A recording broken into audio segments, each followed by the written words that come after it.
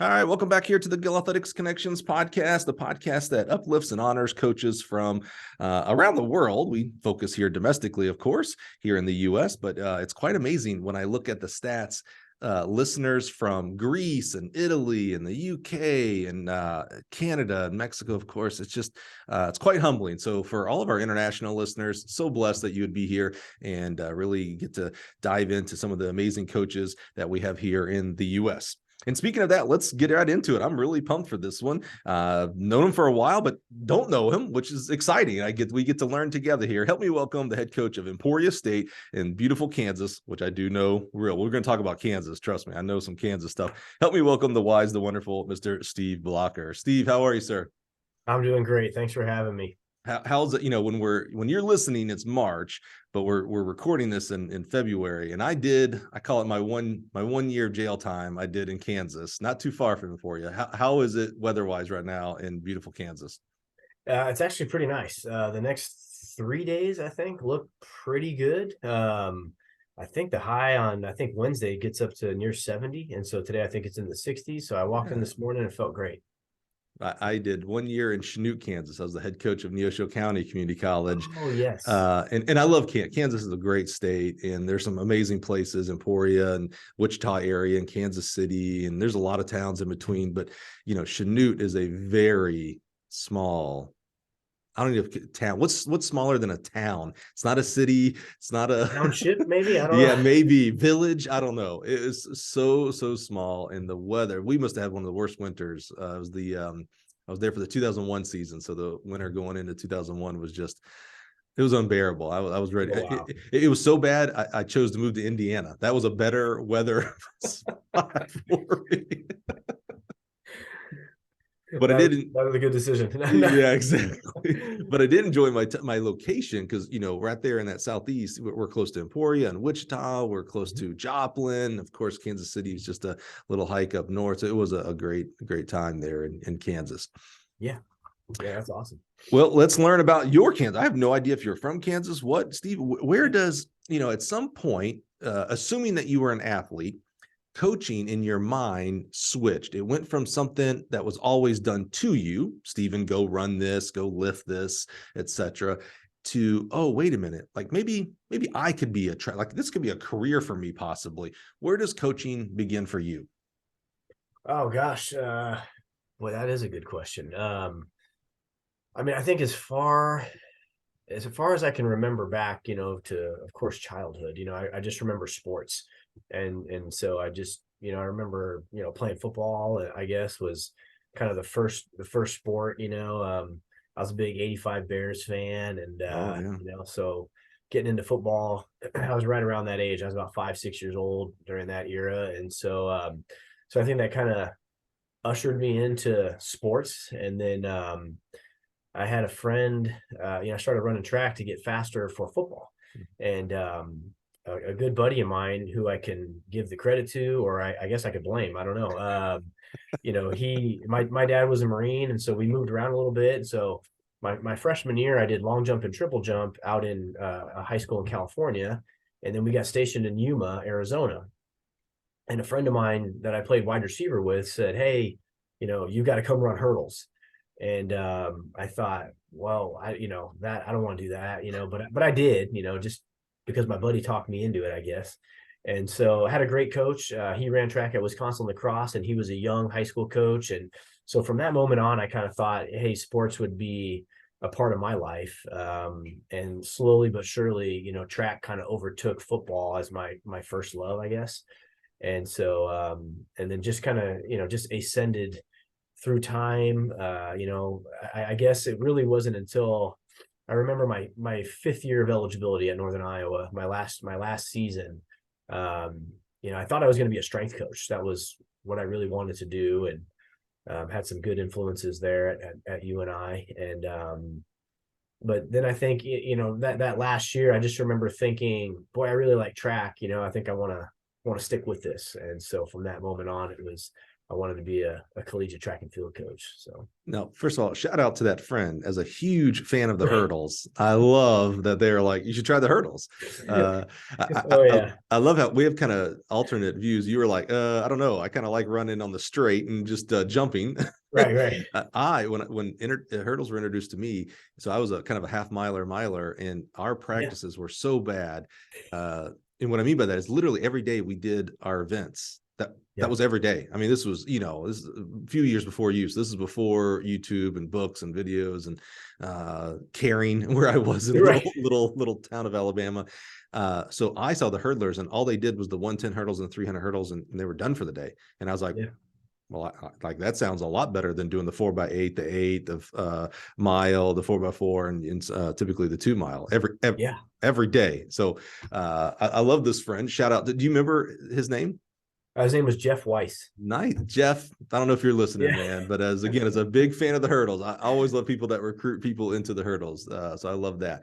Tell me about, so your dad was a Marine, quite interesting. So I knew California was going to come up, big Marine base and out there, of course. What did you said you had a coach from University of Wisconsin lacrosse that was in Yuma, Arizona? Correct. So I love that you had someone from the Midwest come all the way out there. First of all, we love shouting out coaches' names. Do you remember his name? Tom Spanton. Tom Spanton. What was it about his style that you kind of, your face kind of lit up a little bit when you talked about him? Yeah, he was, I mean, so my teammate Jeff that talked me into running the hurdles. And all I remember, my first memory after that was I would go to practice in Yuma, and it was hot, and we had a dirt track, and I hated practice. I went from long jump, triple jump in Southern California to Yuma, Arizona in March, desert, like 90 degrees, and I'm just running all these track workouts. All of a sudden I'm thinking, this is misery. But Tom, he was probably, oh golly, he was maybe late 20s, when he was coaching, and, he would run with us, and he had a teammate that coached our sprinters. His name was Brad Chamberlain. And they would just jump in there and run with us. And Tom was a 400 hurdler. And so I think his youth, and the fact that they would jump in and run, and they made it fun, and Tom was, I think his personality just really clicked with me. He was kind of a sarcastic guy, so you could laugh at yourself, so to speak, because we were all learning.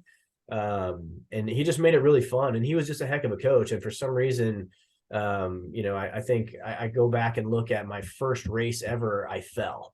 And we're at a meet in Lake Havasu, and I just remember hearing the crowd kind of give that kind of thing, and got back up and finished. And fast forward, by the end of that year I'd qualified for the state meet, and that was just Tom. He was a great coach, and so he made it fun, and I went from hating it to loving it.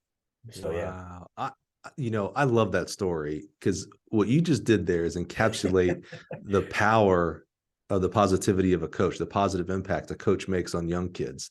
Because both of y'all, especially after the first fall, not that your first race, it's very rare, right, when the first race goes perfect and you're like, oh man, I ran my first race and I ran 14:20, and it's like, well, every other hurdler goes, well, screw you, man, because most of us fell, or but so both of y'all, the coach and the athlete, could have been like, yeah, you know what, maybe we do stick to long jumping. Like, that's okay. You didn't fall over there, so maybe we just go there.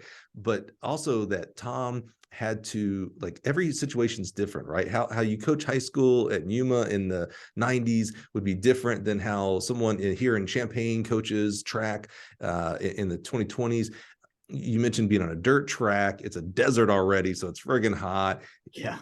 He at least realized, like, okay, well, these kids are coming out to work their tails off for me. I better make it fun. Like, there better be something enjoyable at the end of the day for these guys, where they can go do something else, baseball, video games, whatever, So I love that he realized that, and then actually implemented that so much that you actually qualified for state, man. That had to be, I mean, did you, when you, whether it was the regionals or whatever, how they did it back then for Arizona, when you realized that you had qualified for state, like, did the memory of falling a race, or did it like kind of put it all in perspective of like, oh my God, I barely finished a race the first time, and now here I am going to the state meet? Yeah, that's a great question. I mean, truthfully, it's hard to remember. I remember the only thought that comes to mind was, we were at a random kind of a bigger invitational meet, and I three-stepped the whole race for the first time, and that was a few meets into it.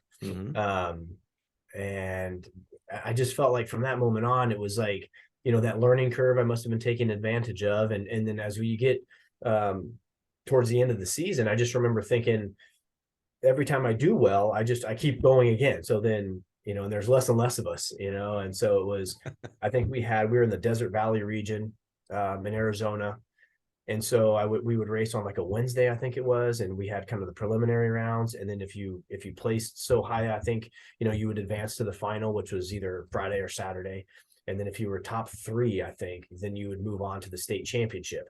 And so I just remember moving on, and I felt like I was clueless. Like I was just racing. Yeah. Yeah. So yeah, that's my only memory. And then everyone was kind of like, wow, you're going to the state championship. And I thought, well, don't we all do that? Or I don't know, So it hadn't set in, I guess. Yeah, that's actually kind of precious. Like, some people, it's their own, their eyes on the prize, and that's the only thing that matters, and they fall short, and their identity falls short. They put their whole identity. You were just like, all right, coach lined me up, so I guess I better race. Yeah. I guess it was kind of that football mentality. It was like, you go out there and you run to win, and then you just move, you advance, and that's really all I remember. Next thing I knew, I was running a track meet at Arizona State, and I thought, oh, this is pretty big. That's cool. I did not make the final, though. I do remember that. Okay. All right. I was going to say, you're going to give me some Cinderella story. No. No. Or the exact opposite. You got to state and you fell again. I'm like, oh, son of a. No, I didn't fall. Good. I do remember trying to implement some drill that I saw another guy doing. And I'll never forget just slicing the back of my lead leg on this hurdle. And of course, I had to play it off as if, nothing happened. And I looked down, I don't know, however long later. And it was probably a good, 6-inch, just a scrape, purple. It wasn't like I was hemorrhaging or anything, but I played it off. And I remember thinking, oh, no big deal, I'm fine. And man, it hurts so bad. Well, take us back. You brought up the fact the first time you 3-stepped. And, the hurdles is a little different, especially the 110 hurdles, compared to a lot of other events that I can think of off the top of my head that, we're always striving to get to a similar stride pattern, right? 8 to the first, 3 in between, 10 off or whatnot, depending on your ability, et cetera. But we usually start with 5-stepping, or maybe we 4-step if we can switch. But the first time you 3-step, it feels like flying. It's a little different, right? You get more air time, so it just feels different. Can you remember like the first time you ran the whole 110, everything? Like, was it like did you feel slow? Like when you finished, did you like, okay, I 3-step, but that felt slower than some of my other races?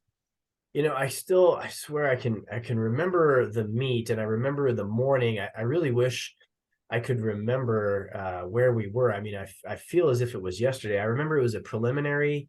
It was kind of a big meet, but we ran the prelims, kind of morning time, maybe, I don't know, 11 a.m. or something. And I just remember it was quiet. And, I remember taking each hurdle, and I got to the finish, and it just felt right.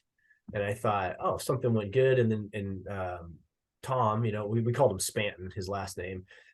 He comes up and kind of high fives me, and I'm thinking, okay, that worked. Something was good, and, I remember it feeling fast, and like you described it really, really pretty perfectly. It felt like flying. It felt really effortless. And, from that moment on, I just never, I don't remember, I kind of a never look back type of a mentality, I guess. And, man, I really wish I could remember where it was. I can see the other team's jerseys and everything. But it just went really well. And obviously he was excited. And so that got me excited. So, well, let's keep moving on, because I will not regale you with the story. So I was a hurdler. I was a really terrible hurdler. So I still remember the first time I 5-stepped all the way through. I had to go from 7 down to 5. That's very special. Not many people go from 7 to 5. Usually everybody starts off with 5. I had to really work to do 5. I think the first time I did hurdles, I'm not kidding, I think I did a 20-stepper. I was I was setting it all up for that next. Yeah. Now, Knowing that your dad was a Marine, you already talked about a couple of places you moved. As someone who has some experience of being a military family, you probably moved, or I can assume maybe you've moved a lot. Because I was going to ask, how in the world do you get out to Northern Iowa? But it might have just been in your blood as far as like, moving and stuff like that. But tell me, why did you choose Northern Iowa? A great school. I mean, you talk about another amazing program that it feels a little bit like a slam if I say they overachieve. And I don't mean that in any bad way. I just mean that they do a really, really good job there. How did you get to Northern Iowa, and what major were you looking at when you first got there? Yeah, great question. So really, it's like, hey, I guess give credit. It's like, thank God. I joke that it was the best decision I ever made. And looking back, it was as if not to sound melodramatic or poetic, but it was as if something or someone was kind of just guiding me there. Yeah. Looking back, my dad's from Iowa originally. Okay. And so we would visit family in Davenport quite a bit, over the holidays and whatnot. And we were in Arizona, and I graduated high school in May, and my dad retired from the Marines like 2 weeks later. Oh, wow. And so we had intentions, if I remember, our family, I was going to run at a JUCO up in Phoenix area, up at Mesa Community College. Yeah, that recruited me. Lots of great JUCOs there in Arizona. At one time, we dropped a lot of them, but that was a hotbed for junior college track and field. Yeah. Right. And I wish I could remember the coach's name. I thought he was still there.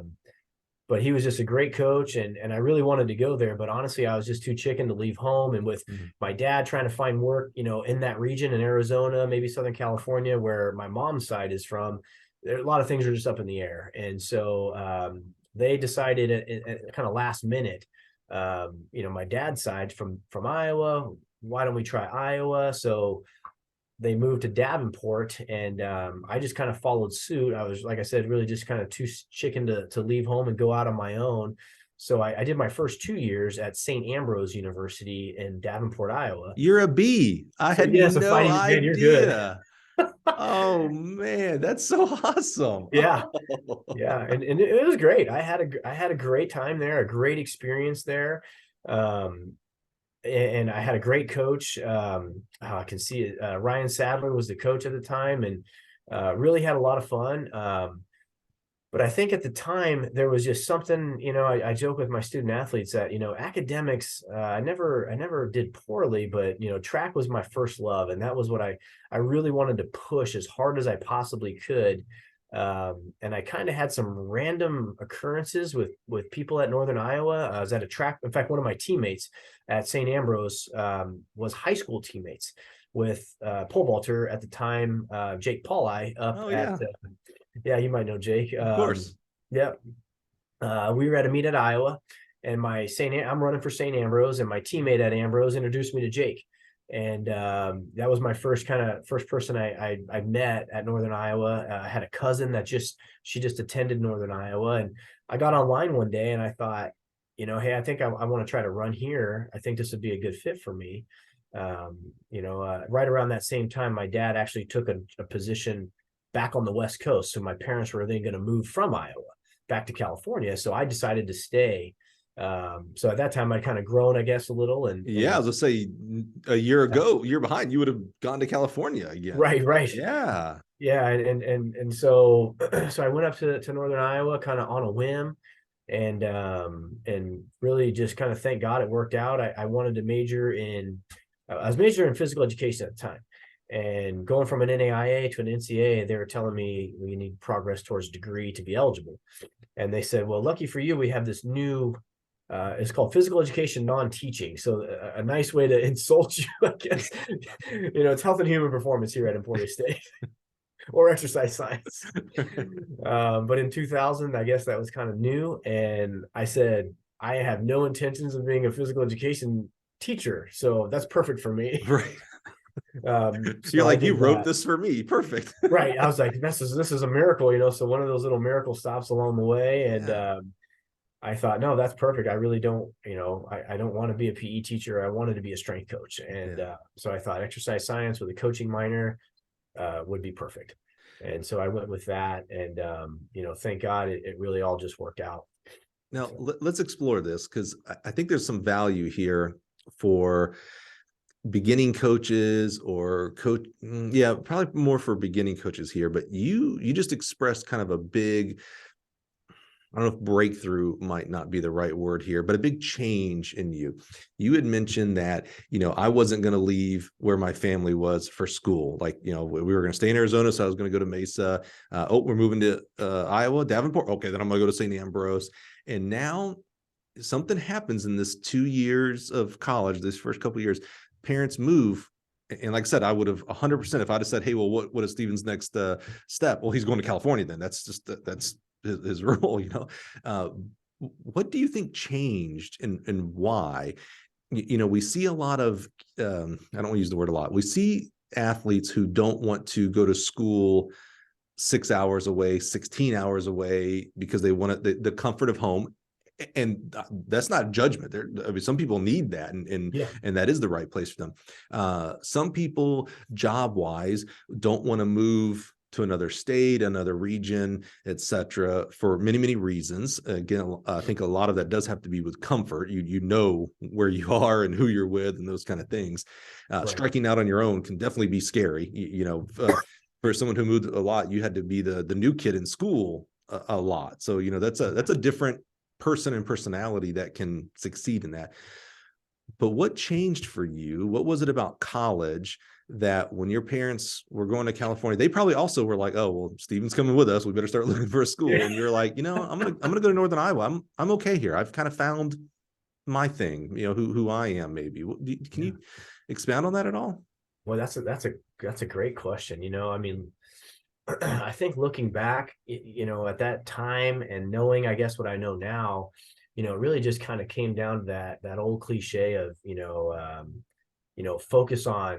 focusing on one thing, whatever your priority is. And at that time, my priority was track and field. Mm-hmm. Things were going well at St. Ambrose. I'd done, okay, I guess you could say, in the 110s and 400 hurdles. And so I felt like I just kind of had hit a point where I thought, hey, I have so much opportunity here to push myself to run as fast as possible.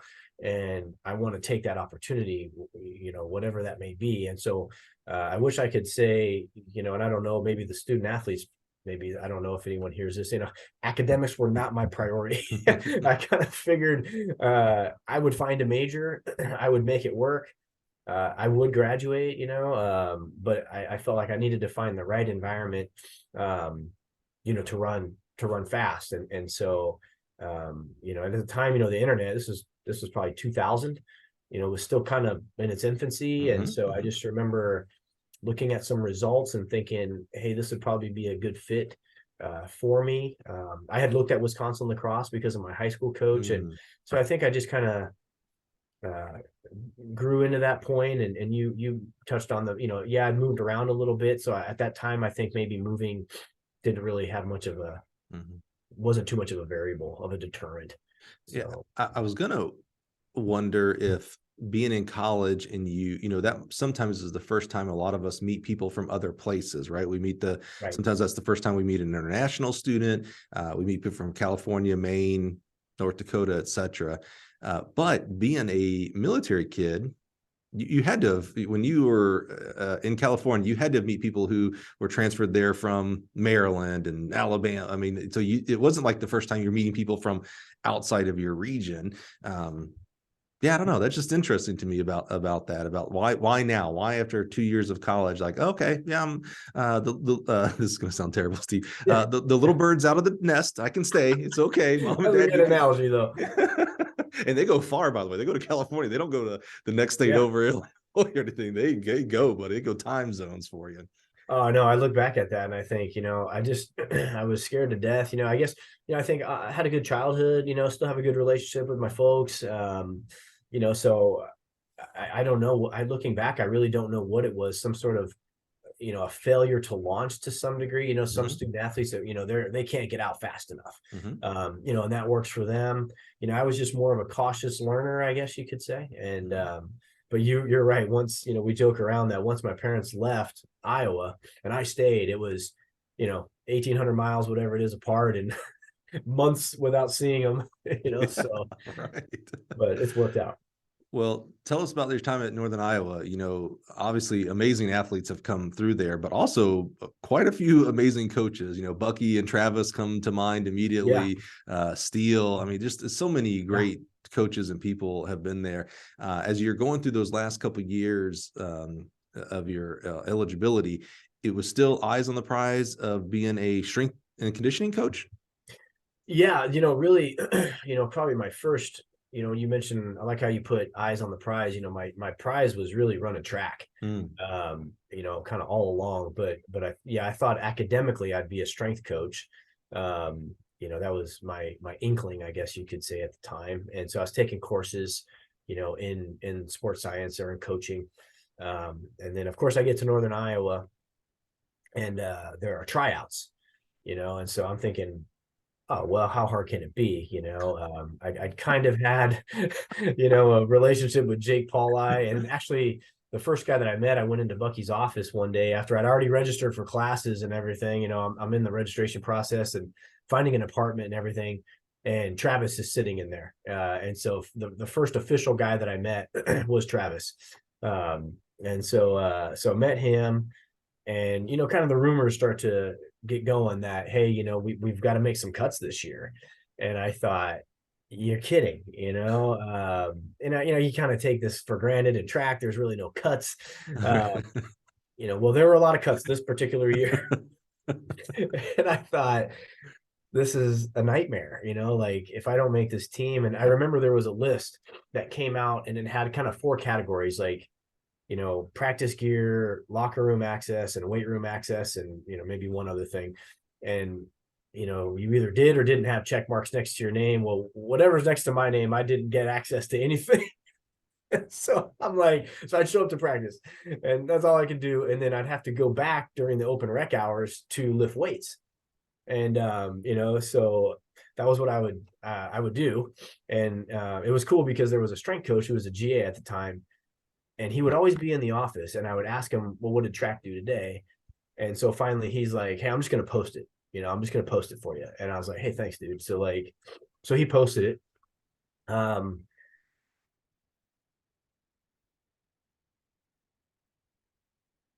Oh, we have a small blip here. We're going to have to get Stephen to pick us back up from posting the workout from the GA.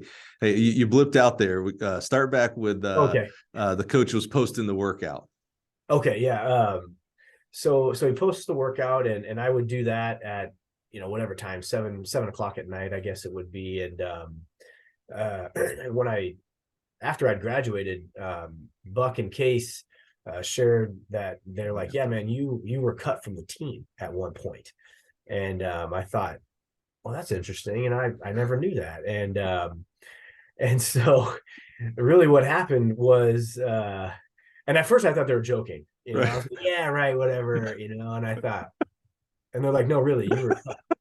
And I thought, but my name was on that list that day, and really what happened was, I had 2 teammates at the time that said, hey, we're going to go do hurdle drills at 2:30, and practice started at 3:30. And I thought, okay, this is new territory for me. Like, you go early. And I remember walking down from my girlfriend at the time, her dorm room, and I'm walking down to the outdoor track, and I didn't see anybody there. And I almost turned around and said, forget it. These guys obviously didn't go or something. But something, just another miracle moment pushed me down there. And I go down there and I start hurdling. And I'll never forget, Doug Case was helping Travis in the discus. And I remember he gave me a cue in my hurdling. So we start drilling, and it just worked. He gave me this one cue, and it really worked. And unbeknownst to me at the time, they told me this years after the fact, that yeah, I was cut, but I came down one day and I did hurdle drills. And I guess Case was like, yeah, man, I called up to the office and said, take this dude off the list. He's a pretty good hurdler. And so my name was written in. And that's how I ended up making the team. So I almost didn't go. Wow. And unfortunately, the 2 guys that invited me to do hurdle drills actually ended up getting cut. And I made the team thanks to them. Dude. So it was nutty, looking back. So I mean, Steve, that on top of some of these other stories so far, and we're still in undergrad, by the Right. way. Right. I mean, it is, you kind of described it. It's almost like there was a hand on your back going, hey, it's time for you to go over here. Oh, hey, all right, it's time for you to go here. Even down to the point of like, hey, it's time to go do some hurdle drills. Right. That is amazing. And that was the first time that we had done any of those drills, all fall. I mean, had those guys not invited me, I think everything in my life probably would have been different. Yeah, So, absolutely. Wow. Yeah. So That's thank quite goodness. amazing. Oh Yeah. my goodness. I'm sorry. Go ahead. No, I was gonna say I can't wait to see those guys again and say, hey man, so I thought y'all Yeah. cut Steve. What? When they first told me, I was helping coach after I graduated, and we were eating dinner. And it was kind of one of those moments where you felt like you might have realized how close you came to like death. Right. And you're kind of laughing off at first, and then you pause and you think, wait, really? Seriously? And they're like, no, you were cut, dude. We had to write your name in. I thought, wow, okay. Everything would have been different for me that day. Yeah, so That is quite amazing. It is one of these, typically we talk about like decisions that you have to make that seem, now that we have perspective, we have, 2020 hindsight here, that, you could have gone to UNI, or you could have gone here, blah, blah, blah. Here's one that you didn't have a decision. You didn't have a decision to make. They made the decision of cutting you. yes. And you had no idea. I was, oh my goodness. That cracks me up. Okay. Well, it's awesome. Here's the deal. You would maybe not be on the Gill Connections podcast if it weren't for those. Right. That's a good point. Your life could be drastically different. Very true. Yeah. So where does track coaching come then? So you're still, and luckily you're on the team. Luckily you went and did drills, but you're still in your mind, you're like, yep, strength and conditioning coach. That's where I'm going to be. Where does it actually flip over to like, oh, wait a minute. I'm not supposed to be in the weight room full time. I'm actually supposed to be on the track full time. Oh gosh, boy, good question. I feel like it was somewhere, my fifth year of eligibility. I remember I feel like I do have a memory of running at an outdoor meet in Arkansas, and it was a great day. It was great weather. I ran well, I thought at the time. And I feel like that was that moment where I thought, man, I really like track. I just don't want to let it go. So I think I go back to that was kind of that rite of passage, I guess, that eureka moment of, hey, I'm going to coach track. Yeah, that's probably, but it was kind of late in the game. I feel like that, so maybe I might have been leaning toward track and field at that time, but I love strength and conditioning, and I had great strength and conditioning coaches up there. I think it was Coach Kramer. I think he's at North Dakota State now. And he really introduced me to the NSCA and taught me all the Olympic lifts, and I just loved it. I really felt like that impacted how well I ran on the track. And it was a big thing for me.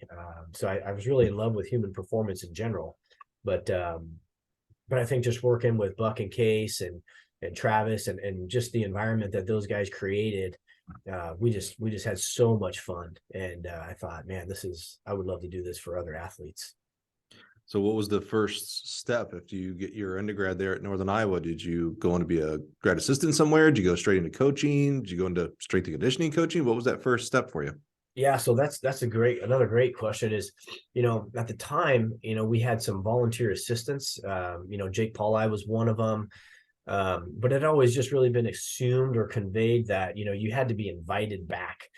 And I've always, I'm kind of laid back kind of guy. I thought, well, if they, and in order to be invited back, you had to be really a top quality athlete. Jake was national champion, things like that. And so I thought, well, maybe I'm just not good enough, so to speak. I was an okay hurdler.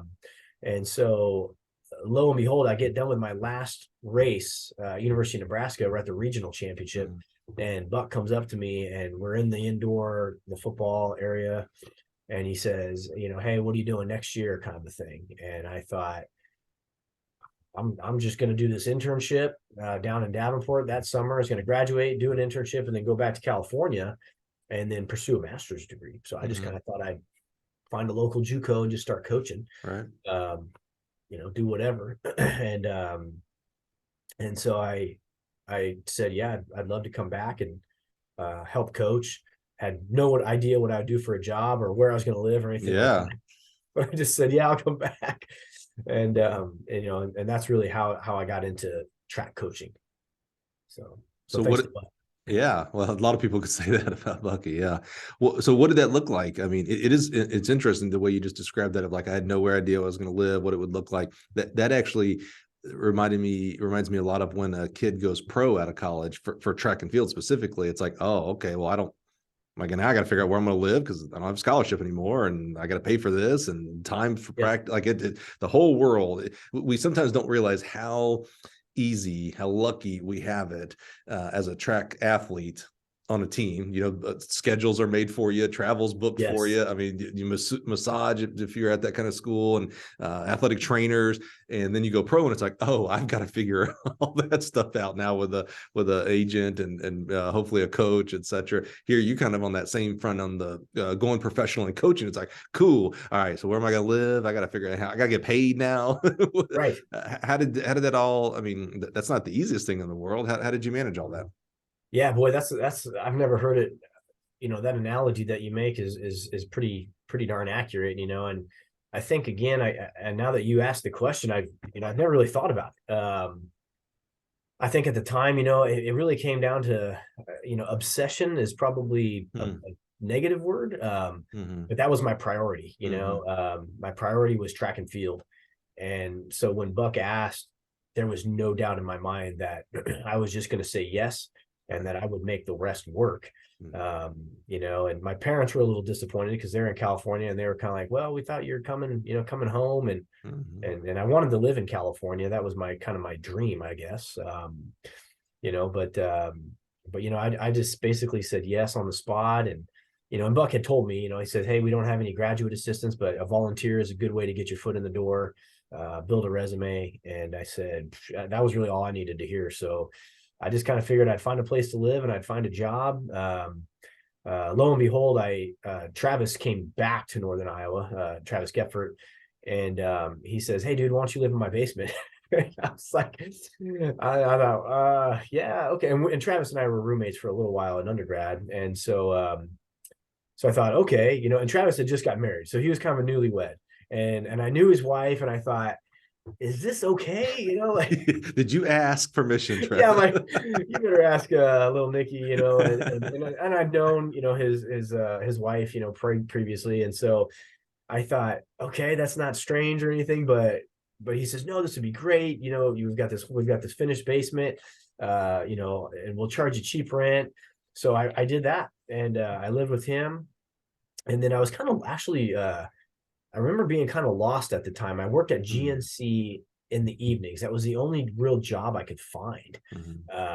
And I was still trying to train. I really wanted to keep training and see if I could run in the 13s and kind of get to that, maybe the B standard of the trials or the US champs or something like that. So that was kind of my ulterior motive, was I wanted to keep running the 110s. And, so we trained for a while, and there was a group of kind of post-collegiate guys that we would kind of work out around the same time. But after that first basically semester, I really just decided, hey, I'll stick around here and pursue my master's degree. And so I kind of had, I guess, a gap year in there. But it was great. It was a great learning experience. It was huge. So I kept coaching for 2 more years while I got my master's. So 3 total.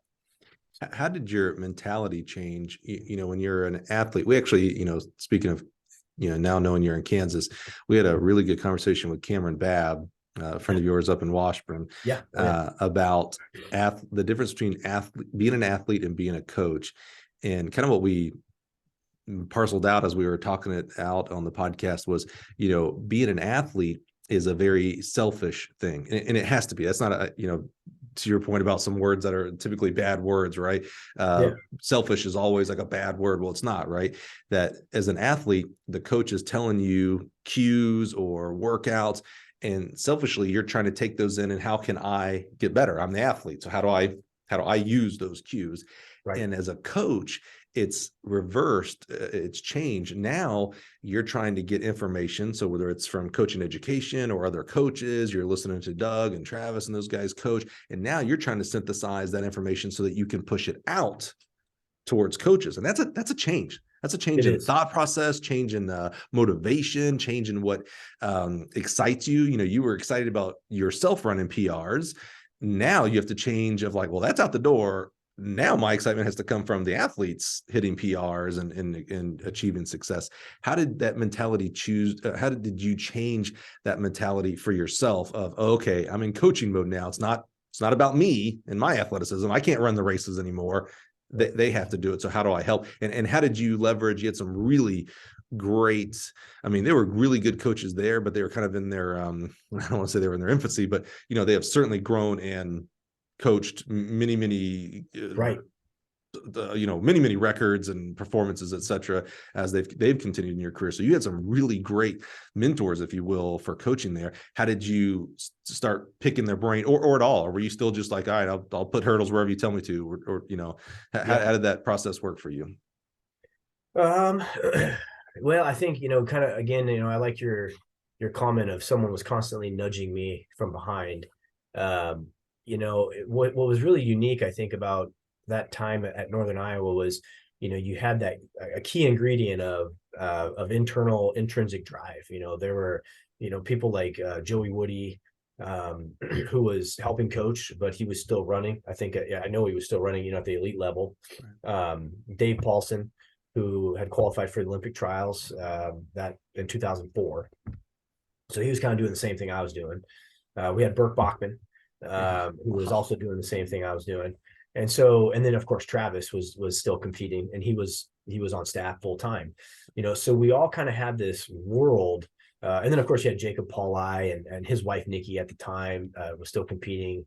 I mean, I could keep, there were even a few more athletes. So we really had this kind of cohort, I guess. And it helped because we had good guidance. I think Buck and Case, and just that environment that they created was just super driven. So you were obsessed with, who could come up with the best workout. And then a lot of us started our master's degree in exercise science. So we had this hyper obsession trying to learn from, trying to see what Doug was doing on the track, and then how does that relate what we're learning in class. And so we would kind of toggle back and forth between some sports science and physiology, and then kind of the art of coaching with what Buck and Case were doing.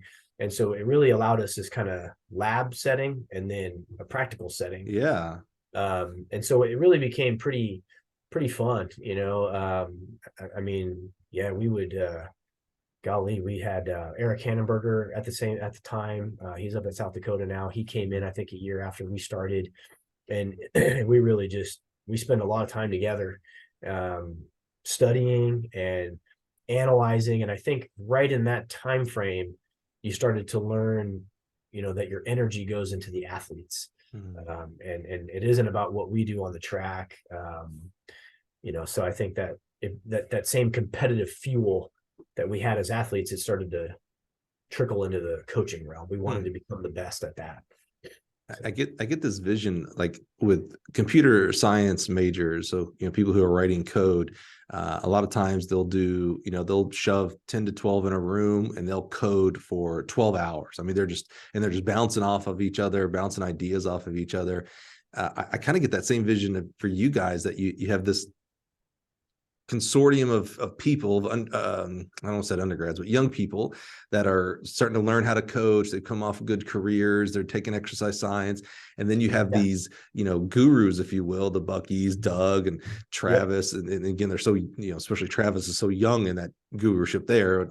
I'll definitely give him guruship now, but maybe not then. But like this idea of, I love that vision of, you'd go to the track and see what Doug was doing for the day. And then I kind of got this vision, like you'd all go back into a huddle and be like, all right, well, in class today, we talked about, and I did not take those classes, so I can't even make up the words and things like that. Well, oh, I see what Doug was doing. Coach was doing this, and he's trying to get this adaptation. I wonder why he didn't utilize this. Like, it's just interesting. Like, I feel like you maybe were able to pack several years of coaching and coaching education into a couple of years, because it was accelerated because of the people you had with you and the mentorship you had on the coaching side as well. Yeah, I mean, man, you're good. Like, I mean, you really hit the nail on the head about the huddling. I mean, to the point where we had a joke. We would call them a vortex, kind of similar to, a tornado, I guess you would say. Like, so if we just had the two of us talking training, that was like, just two of us. Then the next thing you know, we'd pull somebody else in, and then we'd pull somebody else in. And we literally did what you described. I mean, we would take, I remember sitting with Doug and looking over his shoulder and asking questions, and trying not to be disrespectful of like I was questioning him, but I thought, well, why do you put that there? What makes you put that there? And, and then we're also trying to figure out, okay, well, we learned about, anaerobic glycolysis in class, and, how do Doug's workouts match what the textbook is saying? And, and so we spent a lot of time, I look back and I think, man, we were like losers. No, I was gonna say lucky. You said losers. Yeah, lucky. I look back and I'm like, man, we spent hours doing this sort of thing. Yeah. And I'm thinking, boy, we really had no life. But we loved it at the time. Yeah. And so yeah, we were just, again, that word obsessed probably comes to mind. And being able to look at what Case and Buck would do and study, everything that they did, and then try to relate it back to to the training and how the two meshed. It was really fun. I mean, we probably overanalyzed it quite a bit, but it was cool. It really worked out awesome in the end. Yeah, it seems like a great example of just immersion, of just in a little bit to the point of the best of both worlds. Some people get a great lesson and learn the art of coaching, and so other people go down a different path and they get the science part of it, and they get fully immersed that way. This seems like a very unique. Like when you said vortex, I actually thought of like two colors coming together, that make a different color. And it's like, oh, here's the art. Here's what you're learning. And I'm not saying Doug is an all art guy by any chance, but I'm saying what Doug was doing on the track is art. So here's that Doug side of it, and then here's the textbook side of exercise physiology, and they're both just wrapping together to create this different experience. That's really unique. I don't hear that very much amongst coaches in their journeys. No, that was really we look back and think that was kind of maybe unique, or it's at least to Northern Iowa, and we felt like that was something special that we could get maybe only there. I mean, I'm sure you can get it other places, but Doug was very much, he was an art guy. He understood, I think, the science and the intricacies, but he was very much kind of your player's coach, and I think he could read his athletes exceptionally well. And so he just knew what to apply. It was like a chess game that I felt like he was playing. And so I really grew to kind of respect what he was doing. Meanwhile, we were immersed in the data and the science, and so again, blending those two worlds was pretty cool. Well, shout out to Doug Case, because he is one of the guys that I think is because he is very kind of reserved.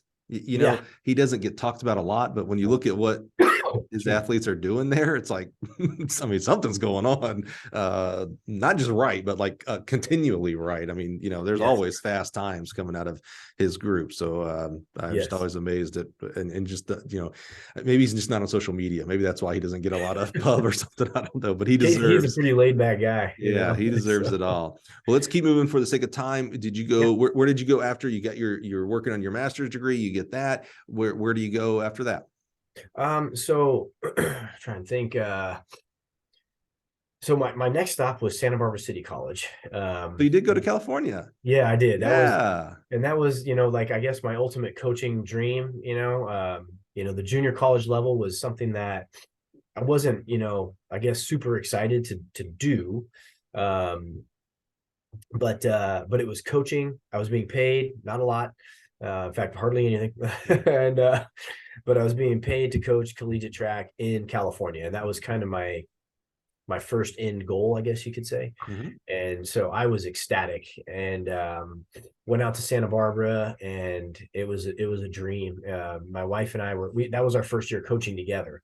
In fact, she got me the job. Did you meet her at Northern Iowa? We met at Northern Iowa. Yep. Yeah. Oh, see, Northern Iowa. That's why you didn't go to California when the Yeah. parents moved out there.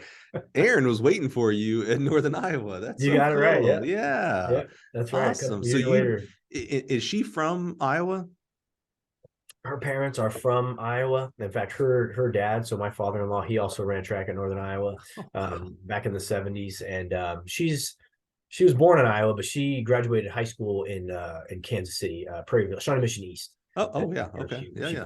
So you drag her all the way to California. More or less. I kind of nudged her. The timing wasn't quite ideal. She finished her undergraduate. I was still in my first year, I think, of graduate school, so I had another year to go. And so she went to University of California at Santa Barbara for I think a year. She wanted to do environmental sciences, and I remember her talking to me or emailing me or something at the time and saying, hey, I live like 3 miles from this track, and I was working out and I saw the team, and I kind of missed coaching, and I thought about asking them if I could help coach. And I said, yeah, go for it, do it. So she did that. And I think they ended up putting her on a small stipend, and she coached pole vault there and loved it and got to know the head coach. So that's fall time. So I finished, I think it was that year. I'm forgetting the years, but I came out for spring break to visit her, and I ran unattached at a track meet at Cal Poly San Luis Obispo and met the head coach, and he was a great guy, and he's just like, hey man, if you want a job, I'll hire you. And I thought, I'll take it. So at Cal Poly SLO? This was at Santa Barbara City. Oh, okay. Yeah. The meet was at Cal Poly SLO. Oh, got it. Okay. Yeah. That would have been Mark Conover. Yeah. So the coach at Santa Barbara City was a guy by the name of Keith Kephart. Right. Yeah. And so I came out and trained for a week at Santa Barbara City and met Keith. Yeah. And then I rode along with the team on the bus up to the meet at Cal Poly SLO. And I ran unattached in the 110s. And so I got to know him. And, he was like, hey man, if you want a job, let me know. And I thought, yeah, I do. I'm letting you know right now. Yeah. Let's just cut to the chase, man. Right now. Yes. I didn't even ask salary or anything. Right. The guy's like, well, it was going to be 10. Now it's 5 because you're too eager. Right. Well, so you had or still have a pretty big passion about coaching in California, and there are a lot of people that would share that vision and desire. How long did you stay out there, and what happened? So I was only there for a year. Okay. And I loved it. Like I said, my wife and I were coaching together. Keith was awesome to work with. He was just a good mentor. But he had told me that when I got the position, that I think Keith's wife, I think she still coaches maybe at Moore Park College. And so that's about an hour south, and he was commuting. And so he'd given me fair warning and said, hey, I might do this a year or two, and if I take off, I'll recommend you to be the next head coach. And so I thought, hey, I'm going to take this. This is great. I really had, no, I didn't mind if I was head coach or not. I just wanted to coach. And so fast forward, so he had kind of given his notice, I guess, and they were kind of in the search process, and the way that the California Community College does it, at least at the time, was kind of unique. There's a teaching assignment along with it, and so lots of things were kind of up in the air. And I just kind of felt like, hey, I should maybe just see what else is out there, just in case something happens. They bring in a new head coach and he doesn't want me there. And so I had applied for a job in Canton, Missouri at Culver-Stockton College. Oh yeah. And they were crazy enough to hire me. And so I went from Santa Barbara to small town Missouri. Yeah. So yeah, they offered me that position, and I took it. So you're all in on coaching. Like, this is the career. Yeah. At this point. Yeah. Yeah. Right. Yeah. So Culver-Stockton, NAIA. Yes. So you're learning, you were NAIA at St. Ambrose, you go to Division I, you go to community college out in California, which is a unique system. It is. You mentioned about, like you have to have a master's degree to be a head coach because there's always Yes. a teaching assignment. I'm pretty sure that's with all community colleges out in the California side. I think so. And then now you go to Missouri, I don't want to say dragging Aaron along, your wife, but she is in tow, right? Yeah. These are family decisions now at this point. It's not just you going wherever you want to go. Right. And go to Culver-Stockton. How long are you there and how was that? It was great. It was just 2 years. And it was just really interesting. Aaron and I actually were not married at the time. In fact, we weren't even engaged. And I look back and think, thank God she followed me. Because she came to Culver and was my volunteer assistant. So she worked with the pole vault and the high jump. And she'd drive the van or whatever else that I needed. And she just took a position. Aaron actually has quite an interesting scenario story. Is she took a position at a para as a para. So she would commute about 30 miles north and was a para for basically a school year. I'm sorry, para. She was like a paraprofessional, like a teacher's aide. Oh, okay. All right. Okay. Yeah. So she did that for a junior high class. And then she would drive down and coach pole vault with me. And so we did that basically for a couple years. She ended up getting put on full time in our second year. And so we were able to focus more on coaching. But yeah, we went to Culver and it was awesome. I mean, it was 2 years of, it was challenging at the time. But I just wanted something that was my own and I could kind of do it my way, so to speak. And had great 2 years there before I came to Emporia. My favorite question to ask someone when their first head coaching gig, now that you can look back on it, were you ready? Were you ready to be a head coach? I'd like to think I was. We all do. And then we get in the chair. And Culver was a great place to learn. Sure. It was going through a transitional time. I think the college was as a whole, and it was a startup program. So I got to watch basically the track be built, and all the purchasing of the equipment and things like that. And looking back at some of that, I think maybe I wasn't ready at the time. I think recruiting wise and day-to-day operations, having learned at Northern Iowa, I felt pretty confident in that regard, but just some of the bigger, decisions or conversations, I felt like I was maybe a little green, but it was a great place to kind of break yourself in and kind of cut your teeth, I guess you could say. So it really prepared me well those 2 years. And Culver was great, tiny little town of Canton, but we loved it there. It was a great town. Yeah, it's one thing to think all the aspects. It's another to actually be the person who's making those decisions, especially for someone, you're still at this point, you're at infancy of your coaching career. I mean, you've got a couple of years at Northern Iowa, you got a year in California. I mean, you are still a pup as it relates to the profession of coaching track and field. And here you are now, you're in the big boy chair, so to speak, where all decisions come to you. So maybe it was that unique aspect of where that program was that helped out with that. Because I mean, can you imagine yourself, think back to where you were at that point when you first started Culver, and now as the head coach of Emporia, could you imagine being the head coach of Emporia at that point, at that 27? Like, oh yeah, couldn't have done that. Right. A lot different. Right. A lot of different decisions, a lot different importance of decision. Like, what's the word I'm looking here? Repercussions. Like, oh man, I make this decision. If I make the wrong one, this affects people. Yeah. Just the magnitude. Yeah. Right. Exactly. So you go from Culver to Emporia? Yes. Yep. As an assistant coach. Correct. Yep. For 2 years. And Aaron comes with. Yep. And you're still dating or you're married?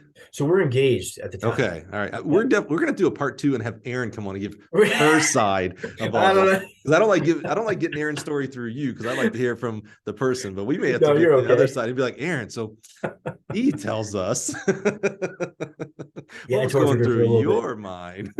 Yeah. It was challenging at times. So you go to Emporia. Now I have to ask you, I don't want to assume, it doesn't appear that you knew of a Culver-Stockton before you applied and interviewed and all that. Did you know about Emporia and any history tradition before you applied and accepted the position there at Emporia? So I really didn't know a whole lot about it. I mean, I'd heard of it. And the funny thing is I heard nothing but good things, very brief Right. comments, just through coaching conversations, that it's a great spot and that the head coach was a great guy. He was a real hard charger of a head coach, and but a good place. Other than that, I couldn't have picked it out on a map. No idea, Mhm. and really through my time as a graduate coach at Northern Iowa, there was a graduate assistant at Wichita State. And so his name was John David Harris. So that was my former boss's son.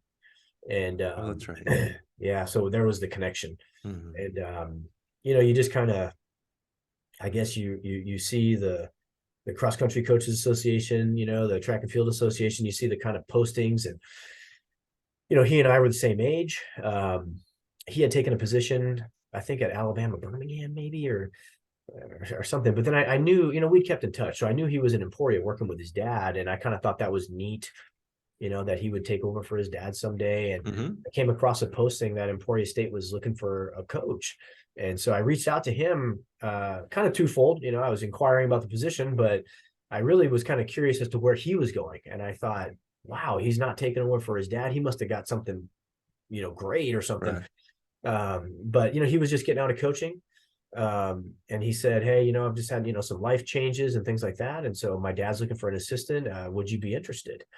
And I said, yes, I would. So yeah. So why go from there's a lot of reasons we can assume going from NAIA Division II, but you're also going from head coach to assistant coach. Why this change? Why not continue at Culver-Stockton running your own program? I think, kind of looking at it, from a young coaching position or perspective, I guess I was thinking, it's a move up, maybe, so to speak, or at least diagonal. Mhm. Um, I thought, well, I can go to the NCAA Division II.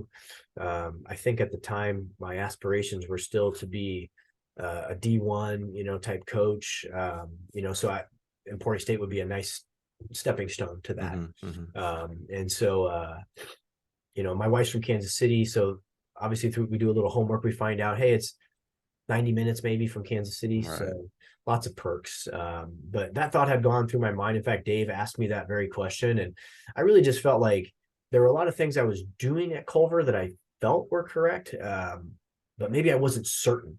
And I kind Mm. of welcomed the opportunity to have an opportunity to learn from somebody that's kind of done it for a while. Yeah, that's what I wondered when I asked that question about were you ready at Culver? Because I was like, there's no way you haven't had a Dave Harris type of person to mentor you in that side of things of like, hey, I'm going to have you do scheduling. Here's how I've done it. Get you that experience. You just don't have you didn't have any experience in having that mentor. And that's why I was like, man, I can't imagine taking over a program and just everything's new to you.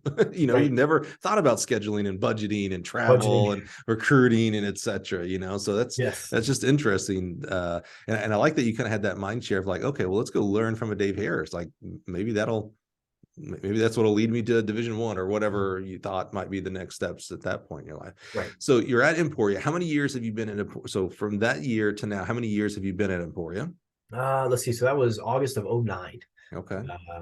So what is that? 12, 13? 12, 13. Yeah. And how many years now have you been the head coach?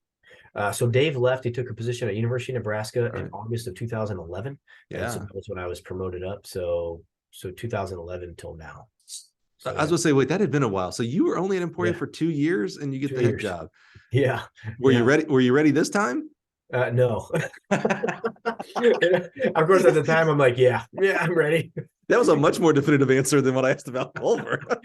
Well, when you're mostly because you're feeling Dave's shoes, and then Mm, you realize within about 45 seconds that you're not going to fill the shoes. right, And so the right. quicker that I realized that was not going to happen, um, you know, that then I took a big leap, I guess you could say. Yeah, yeah. So, That's awesome. Yeah, you don't fill shoes. You wear your own, yes, and those shoes are marked by people like a Dave in your life and mentoring you and things like that. But they're still your shoes. They're not his for yes, sure. precisely. So tell us about the experience of being being at one place for 10 plus years and Yeah. starting out as an assistant, now the head coach, and just tell us a little bit about your experience there as the coach at Emporia. Yeah, it's been, it's been a great experience, of course. I mean, we love it here.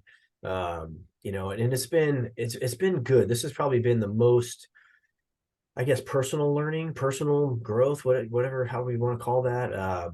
Because you go through a lot of different stages, so now I feel like I'm kind of figuring out and learning that, that now you're in that 40 something age bracket. You've got some kids. Priorities tend to shift a little bit. But when we first started, and I say we, my wife and I, and when it was just coaching, all coaching all the time. And it still very much is. But we fell in love with the community, love the mission at Emporia State. You're really coaching. You feel like you're in the trenches, working with the athletes. Sorry, my phone's ringing. I apologize for that. Oh, good. No, good.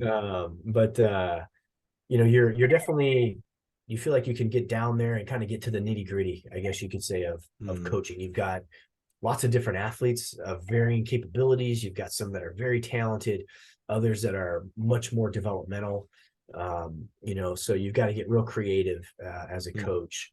But it's been great. It's a phenomenal spot. Had a few opportunities to maybe move on, but there's just something about this place that really I just keep feeling like there's unfinished business, I guess you could say. And we just really enjoy being here. So we feel like we've got some roots, which in the coaching profession it's a tricky thing, Not many run deep. Right. And so we're to this position where, hey, we're here, and this is where we want to be. Will we end up here, forever? I have no idea. We try to, we want to plan, but we try to live in the now and make the most of, at you and I, we always would say, hey, the big time is where you're at. And so we try to really focus on being successful and being big time here, and let the future kind of take care of itself. Yeah, you're a coach, not a fortune teller. Absolutely. Exactly. That's right.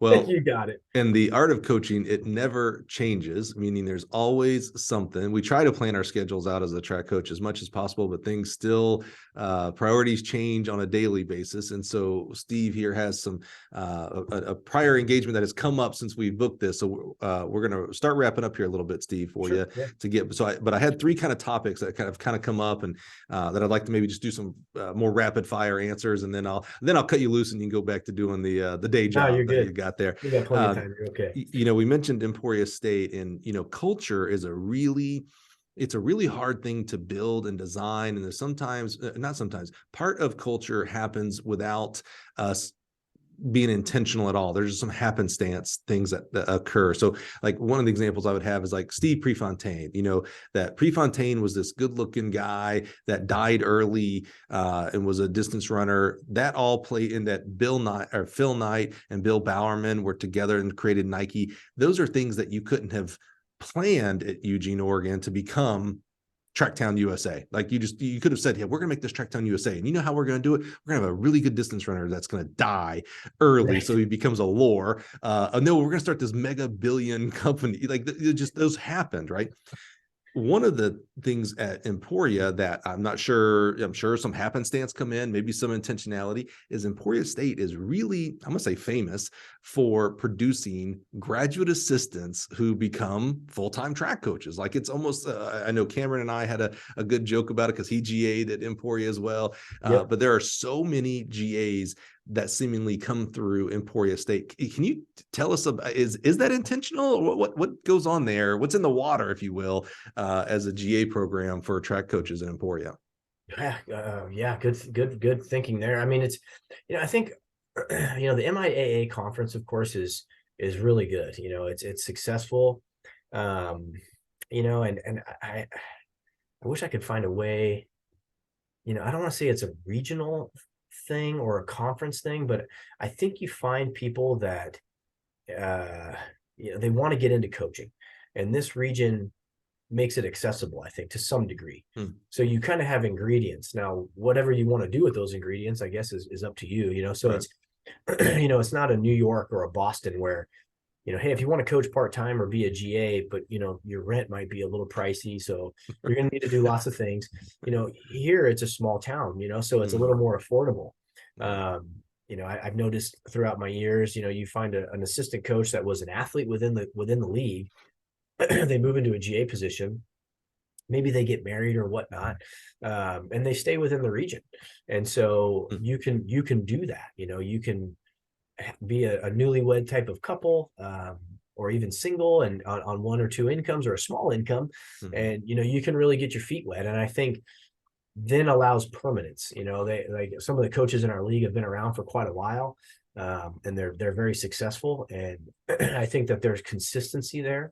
And so I think that's something that, going back to Emporia State specifically, we just kind of capture that.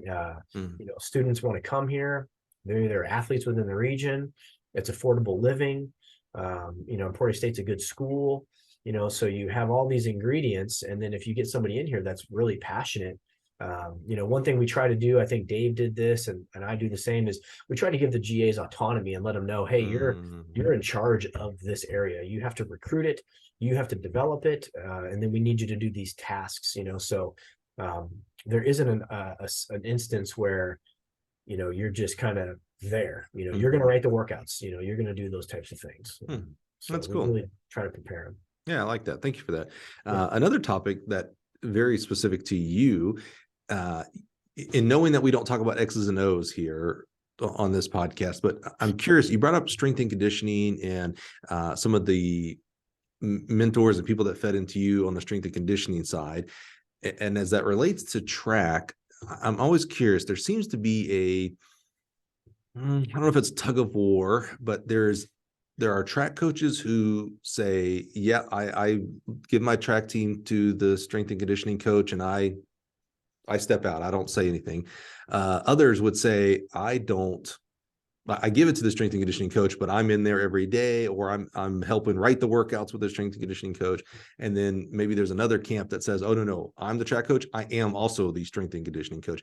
Where do you see strength and conditioning as a coach, team profession and activity as it relates to track and field? What's maybe how you do it, or what is the ideal way that if you had magic wand, how you would do it? What do you think in regards to strength and conditioning coaching for track coaching? I think as a track and field coach, you either have to have somebody that is an extension of you to some degree, or you got to do it. How does heavy lifting or Olympic weightlifting or jump squats versus heavy squats versus, whatever, how does that impact speed or jumping ability? We mentioned Travis, and they've got a strength and conditioning coach at Arkansas by the name of Matt Clark. And Matt was an athlete at Northern Iowa. And so he really learned from a similar school. And so Travis can trust Matt, and they work very cohesively. And I think that's something pretty, I don't know if it's rare, but it's special. So I guess I'm not sure exactly which camp, definitely not the type of coach that's going to turn them over and just say, see ya. Right. I'm going to want to have an influence there. Right now, I write, for our sprinters and such, I write that lifting, and I'm constantly trying new things. But when you do go back to what, the foundational things that we learned in the science, that maximal strength is important.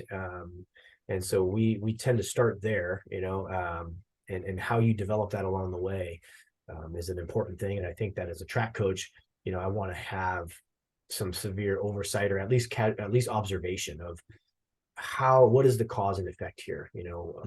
If we implement this type of training, how does it impact the athlete? So I still love it. I still love being in the weight room. So I'm pretty active in that regard. So. What advice would you give? There are some programs where the track coach has no say. It is literally here's your lifting time for your track kids. You have no input on this, track coach. I'm the professional. And there are certainly professionals in the strength and conditioning world, just like there are professionals in the track and field coaching world. And there are certainly, I'll use the word ego strength and conditioning coaches, just like, sorry, boys and girls, there are ego track coaches as well. Who There think are. they know it all, right? Just a few. So what advice might you give for someone who's, had passion and experience as a strength and conditioning coach as it relates to track and field, and obviously as a track and field coach, for someone who comes into the program and it is, I don't get to say anything. Our kids have to be in the weight room at X time, and maybe I'm allowed in there, but I'm certainly not allowed to say, hey, today we're doing this on the track. Maybe maybe we should do something similar to this in the weight room, or what Right. have you. What advice might you have for those coaches? Boy, that's a tough. Putting you on the spot here. Yeah, I realize what I'm doing here. Yeah. Yeah, no, that's a good question. I think right off the bat, I've slowly acquired that most things in life, fortunately or unfortunately, tend to come down to a little bit of a power struggle. And as a coach, you want to do the best that you can.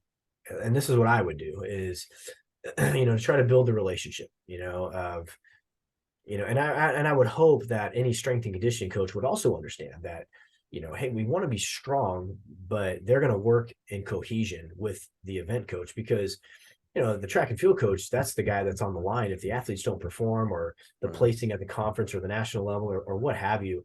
That's the coach that's on the line. So I think if I'm a strength coach, I would hope that I'm going to be as dedicated to helping that coach as possible. Or, what is my role? Be respectful of that, because it is difficult. When you have some athletes, you think back to the old Bo Jackson analogy, that he allegedly hardly ever lifted weights, but he was super strong. You're going to have those athletes, so at the end of the day, what is it that you're trying to do? If you're trying to get the athlete to pole vault higher or to sprint faster, what is your role to getting that athlete to that destination? Maybe your role is to back off, and to guide them, more of a management style. And then there are other athletes that, they're not very talented and they really need to be developed from the ground up. And, so working in cohesion, but understanding that a strength and conditioning coach, I would hope, would think, hey, it's my job as a strength coach to help enhance the track and field coach. And then through that dialogue, you work together, to understand that. And it's not always easy. I've seen plenty of times where, the strength coach wants to do one thing, and, you got a really talented high jumper, and they're not going to fare well with heavy quarter squats or what have you. But I think if you have a good dynamic and you have that good relationship, and each coach is willing to some degree to maybe check their ego down or portray a picture of, this is what we want to do, please avoid these things, but be respectful of one another's approaches or philosophies. I think hopefully that helps. Yeah. That's kind of what we've tried to do in different times. So. Yeah. I hear the word communication, like having a communication with that coach. And yeah, that's great. Thank you for that. Again, I know I put you on the spot on that, but it was just, as you were talking about strength and conditioning, I was like, oh, well, that's a topic that comes up a lot. Yeah. Okay.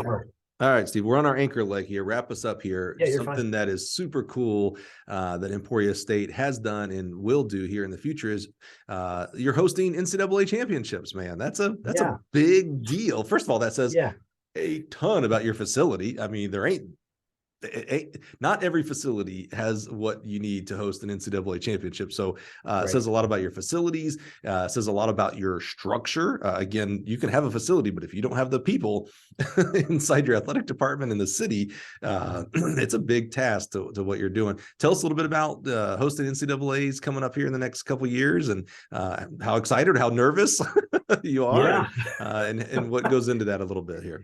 All of the above, like I said, we've really fallen in love with this town, the community, and I know the community is exciting, and I think that, I had the opportunity to work on the sport committee a number of years ago, and you really just kind of get an insider's look at hosting, but also at the unique perspective of hosting from a Division II track and field coach's standpoint, so is it going to be a destination?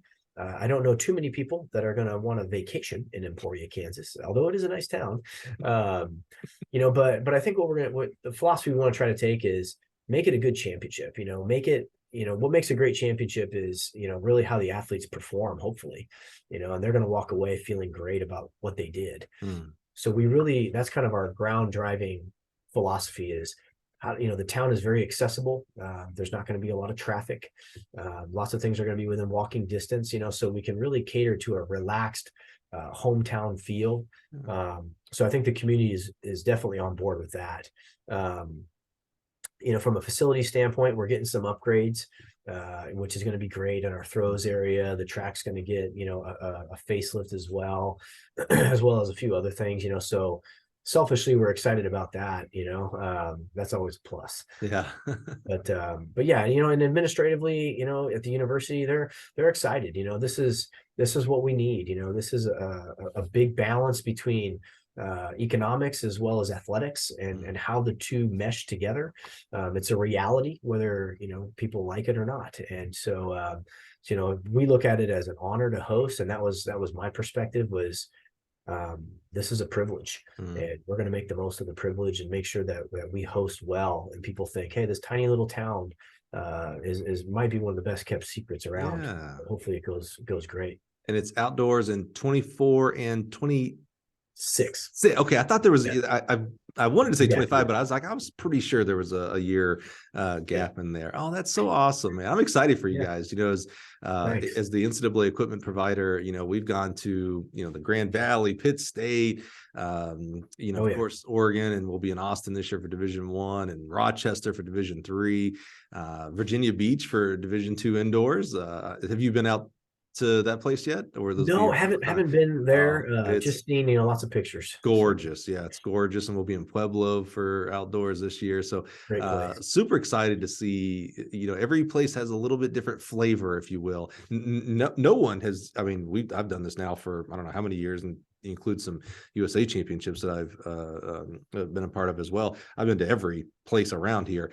No one's ever been bad. I mean, whatever you think is a bad place is not. They all have their own unique flavor and experiences. And so I'm excited for when I saw the list come out. I was like, oh man, Emporia, that's great. I'll be able to find a GA to come work at Gill from there. That was my first thought. I was like, you're probably good. I'll start sniping from the GA program. Absolutely, man. Well, we're excited for you guys. I know we still have another year, but I love that. I've been talking with some of our teammates who's in charge of the championships as it relates to our side of it. I love when a facility is working a year and 2 years earlier. Yeah. So sometimes it's the year of, and it's like, oh man, you're a little behind. We feel like we're behind right now, but sure. It's coming together. But you guys are doing an excellent job, and for any Division II coaches listening, you're going to have an amazing experience out in Emporia. We got to get through this year first, because you're also going to have a great experience in Virginia Beach and Pueblo, which I personally did those site visits, and they're going to be awesome. It's going to be a great competition, and I'm always amazed. It becomes this like comparison of Division I to Division II to Division III, etc. But man, Division II coaches, y'all can coach your butts off, man. I was watching that meet last year at Grand Valley, and I was just like, holy, like I'm so glad I got out of coaching. I could not coach at the level that you guys do. I'd be embarrassed. I'd be out of this thing if I was still in it. So super proud of what you guys do, and super proud of what you do there in Emporia, Steve.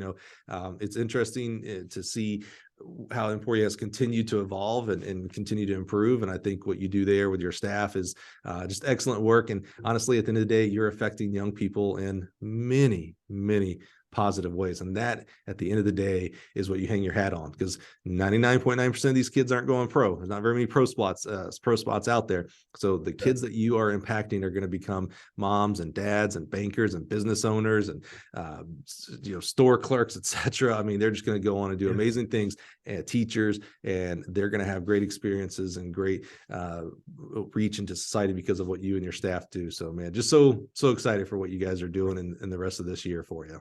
I appreciate it. Thanks a lot.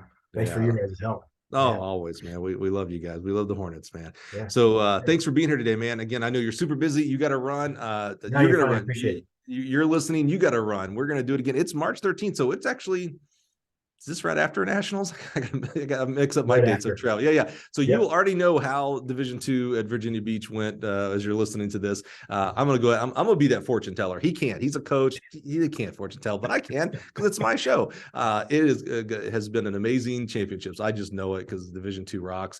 Division I is in Albuquerque. I bet that was awesome. Division III is in Crossplex, my home track, because I'm from Alabama. So I miss it. I'm going to go to Virginia Beach instead, though. So we're excited as the equipment provider for all the NCAA championships. And again, Stephen, thank you for your time today, man.